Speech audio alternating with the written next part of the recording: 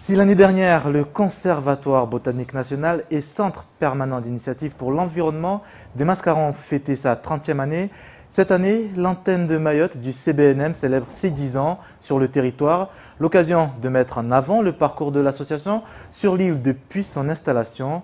Le week-end dernier, le conseil départemental a accueilli une exposition sur l'herbier de Mayotte, en plus de différentes conférences. Présentation des richesses botaniques de l'île au parfum dans ce reportage d'Adèle Laurent.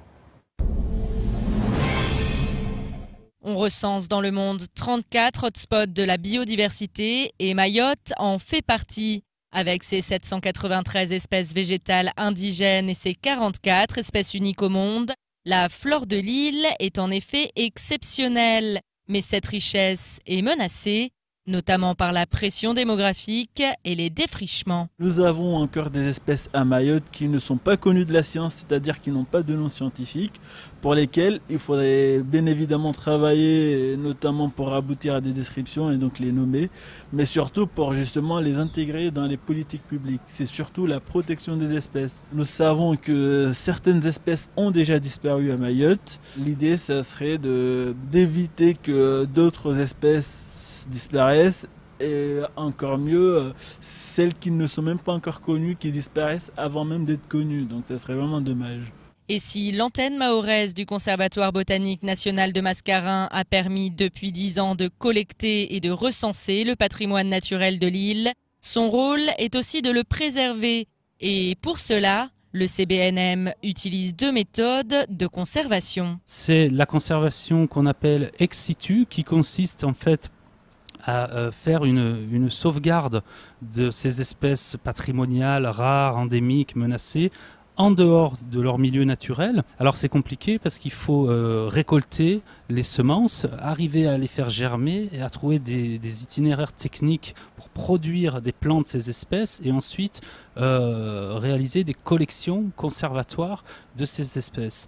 Ça c'est la conservation ex situ, mais bien sûr on travaille aussi à des programmes de conservation qu'on appelle in situ, où là cela consiste à essayer de sauvegarder, de préserver l'espèce face à ces menaces dans son milieu naturel. Les îles éparses, la Réunion et Mayotte, si le Conservatoire botanique national de Mascarin est un acteur incontournable en termes de connaissance et de sauvegarde de la biodiversité dans le bassin sud-ouest de l'océan Indien, l'association accorde une place toute particulière à Mayotte. Par unité de surface, il y a plus d'espèces à Mayotte que nulle part ailleurs dans l'ensemble de l'Union européenne. Donc c'est vous dire l'importance de Mayotte en matière de biodiversité végétale. C'est le territoire numéro 1 sur ce plan-là. Il va y avoir bientôt la création d'une réserve naturelle nationale des monts et des crêtes de Mayotte. C'est une opportunité fantastique pour le conservatoire et les autres acteurs, évidemment, de remettre à sa juste valeur le patrimoine végétal mahorais,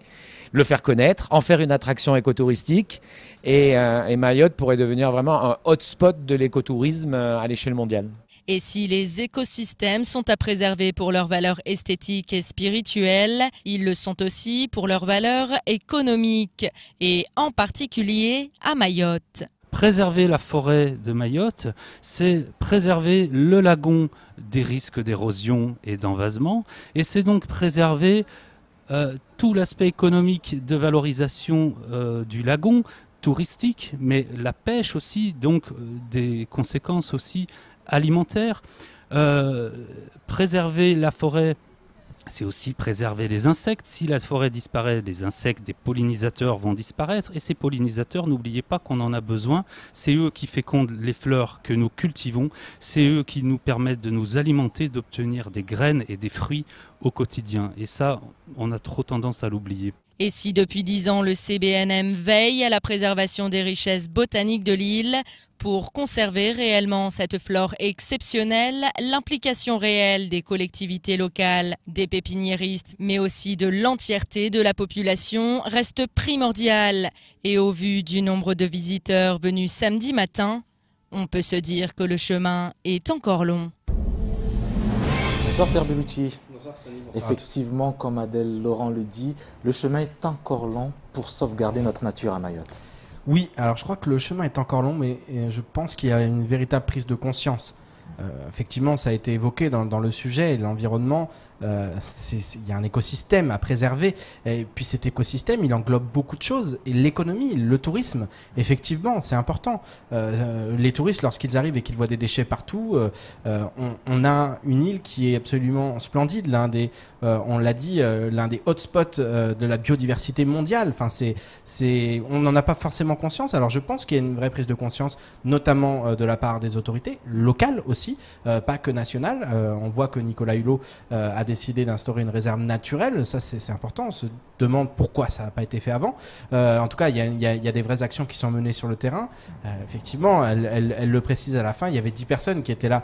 Mais bon, ce sont des réunions où on parle beaucoup, et c'est vrai qu'on doit être aussi dans l'action. C'est important qu'il y ait ces réunions de sensibilisation, mais il faut aussi que chacun agisse à son échelle. C'est vraiment important de préserver, parce que effectivement, lorsque on aura une nature qui sera préservée et qu'on verra une île qui retrouvera sa splendeur d'antan, on pourra effectivement penser au développement d'autres. Tout est lié en fait finalement. C'est vrai qu'on ne cesse de le dire, mais il y a vraiment des liens à faire entre à la fois l'économie, on parle aussi de sécurité, on parle d'environnement, on parle de tourisme, tout ça c'est lié. Il faut qu'il y ait des actions qui soient communes, et effectivement, les Assises des Outre-mer, c'est très important, parce que c'est aussi une réflexion aussi autour de tous ces thèmes, les lier les uns aux autres, et permettre de faire en sorte qu'il y ait un développement qui soit commun, et qui aille dans le sens d'un mieux vivre, et aussi d'un développement de l'île. C'est toujours cette problématique entre d'un côté le développement, notamment le développement économique, et aussi la préservation de l'environnement. Donc c'est toutes ces questions. C'est bien qu'il y ait ce genre de forum. Ça fait 10 ans effectivement que le Conservatoire botanique est présent, qu'il mène des actions. Il faut aussi qu'il soit soutenu par les pouvoirs publics. Je pense que c'est ce qu'il faut retenir. Et par la population également. Et par la population, mais je pense qu'effectivement la population, il y a une prise de conscience qui est en train d'arriver au fur et à mesure, parce que tout le monde se rend bien compte que ces déchets, c'est juste insupportable pour tout le monde, et qu'il faut absolument qu'on trouve des solutions, et que chacun agisse à son échelle et avec ses moyens. Effectivement, merci Pierre pour toutes ces informations. Merci à vous.